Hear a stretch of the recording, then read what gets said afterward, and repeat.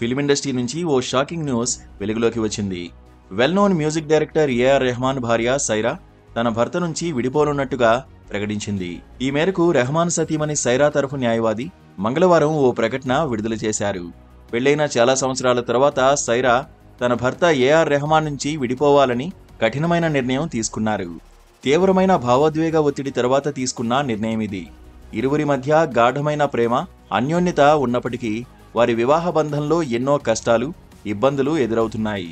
అవి అధిగమించలేనివని తేలడంతో విడిపోవాలని నిర్ణయం తీసుకున్నారు.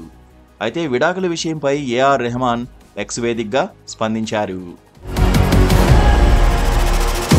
తమ వైవాహిక బంధం త్వరలోనే 30 ఏళ్లకు చేరుతుందని ఎంతో ఆనందించామని, అయితే అనుకోని విధంగా తమ బంధానికి ముగింపు పలకాల్సి వచ్చిందని అన్నారు.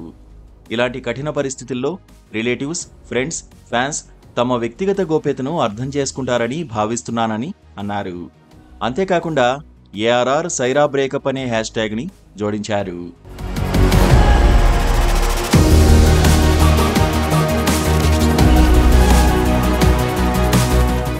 మరోవైపు ఇదే విషయంపై రెహమాన్ కొడుకు అమీన్ తన ఇన్స్టాగ్రామ్లో ఎమోషనల్ పోస్ట్ పెట్టాడు. దయచేసి అందరినీ ప్రార్థిస్తున్నా, ఇలాంటి కఠిన సమయంలో ప్రతి ఒక్కరూ తమ గోప్యతను గౌరవించాలన్నాడు. అలాగే అందరూ తమను అర్థం చేసుకున్నందుకు ధన్యవాదాలు తెలిపాడు. 1995 మార్చి 12న ఏఆర్ రెహమాన్, సైరా పెద్దల సమక్షంలో నిఖా చేసుకున్నారు. వీరికి 2 అమ్మాయిలు ఖతీజా, రహీమాతో పాటు ఒక అబ్బాయి అమీన్ ఉన్నారు.